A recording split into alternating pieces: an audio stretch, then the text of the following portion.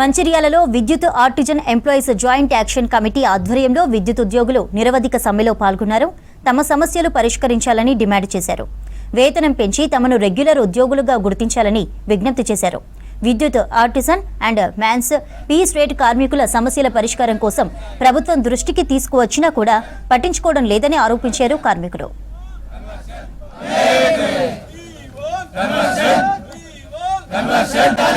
రాష్ట్ర జేఏసీ పిలుపు మేరకు సుమారుగా 300 మందితో సర్కిల్ ఆఫీస్ కార్యాలయం ముందు మేమందరం విధులు బహిష్కరించి ఈ రోజు ఇక్కడ వచ్చి కూర్చోవడం జరిగింది. ఇప్పటికైనా గవర్నమెంట్ స్పందించి మా యొక్క సమస్యలపైన అనుకూలంగా స్పందించి మా చర్చలకు పిలిచి మా సమస్యలు పరిష్కరిస్తే ఓకే. లేని పక్షంలో ఈరోజు మొదటి రోజు మేమందరం సుమారుగా విధులు బహిష్కరించని గ్రిడ్ అంటే పవర్ ఉత్పత్తి కేంద్రాలు కూడా బంద్ చేసే సమస్యను తీసుకొస్తాం. అవసరం అనుకుంటే వ్యవసాయ రంగం, పరిశ్రమలు, గృహ అవసరాలకు ఇలాగే ప్రభుత్వం మొండి వైఖరి వహిస్తే ఉత్పత్తి చేసే కేంద్రాల నుంచి ఇప్పటికీ ఆల్మోస్ట్ మా ఆర్టిజన్స్ 3500 మంది బయటకు వచ్చారు. ఇప్పటి వరకు స్పందించిన గవర్నమెంట్ ఈ రోజు నుంచి దిగిన సమ్మె రేపొద్దున ప్రభుత్వం ఎదురు ఎన్నికకు చూసుకున్నా కూడా తిరిగి రాకుండా చేస్తాం. ఎందుకు అంటే పరిశ్రమలు, వ్యవసాయ రంగం మా మీదనే ఆధారపడి ఉంటుంది. మీ ప్రభుత్వం నడుస్తుందంటే కారణమే విద్యుత్ సంస్థలు. విద్యుత్ సంస్థలు పనిచేసినట్టు మా ఆర్టిజన్స్ సుమారు 20,000 మంది మేము రాత్రనక పగలనక విద్యుత్తును నిరంతరాయం మీరు అసెంబ్లీలో కూర్చుంటే మీకు వచ్చే ఏసీ, మీరు వేసుకున్న ఫ్యాన్స్ అవన్నీ మేమిస్తేనే మీకు నడుస్తున్నాయి. మీ ఇంట్లో మిక్సీ విత్ బాత్రూంలో నీళ్లతో సహా మేము ఇచ్చే విద్యుత్ మీద ఆధారపడి ఉంటారు.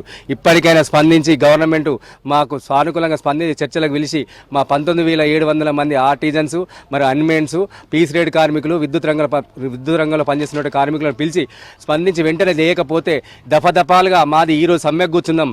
రేపు పవర్ ఇంటరప్షన్ రాష్ట్రంలో వస్తే దానికి పూర్తి బాధ్యత రాష్ట్ర ప్రభుత్వమే వహించాల్సిందిగా కోరుతున్నాం.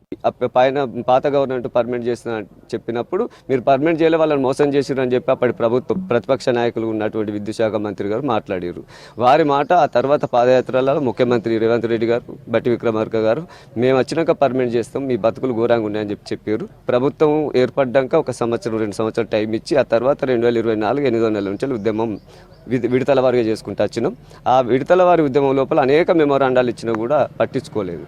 ఈరోజు ఆ తెల్లారే సమ్మె నోటీస్ అని కూడా వారికి ఇచ్చినాం. ఇప్పటి వరకు పిలవడం లేదు, సానుకూలంగా స్పందిస్తలేరు. మమ్మల్ని ఈ సంస్థలో ఉన్నటువంటి existing service rules, existing cadre ఇవ్వమని అడుగుతున్నాం.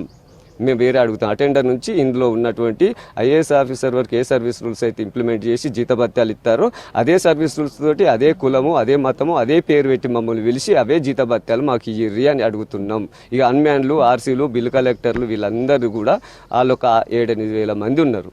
వాళ్ళకు ₹2 బతికిస్తలేరు, బతకలేని పరిస్థితి ఉంది. ఈ ప్రభుత్వానికి ఒకటే చెప్తాం, ఈ స్టాండింగ్ ఆర్డర్ అని, ఇంకో ఆర్టిజన్ అని ఈ పేర్లు అద్దిగా ఈ సంస్థ లోపల కాంట్రాక్టు వ్యవస్థను నిర్మూలన చేయాలి. కాబట్టి ఇది చివరిది కావాలి. ఈ ప్రభుత్వము రైతు ప్రభుత్వం అని చెప్పి, ఇందిరమ్మ ప్రభుత్వం అని చెప్పేసి అన్మ్యాన్లు, ఆర్సీలు, బిల్లు కలెక్టర్లు, మిగిలిపోయిన 6,000 మంది స్టోర్ వాళ్ళు, తర్వాత ఆర్టిజన్లు అందరినీ పర్మనెంట్ స్టేటస్ ఇవ్వమని అడుగుతున్నాం. ఆర్టిజన్లు అందరికీ ఎగ్జిస్టింగ్ సర్వీసులతో సహా క్యాడర్ ఇవ్వమని అడుగుతున్నాం.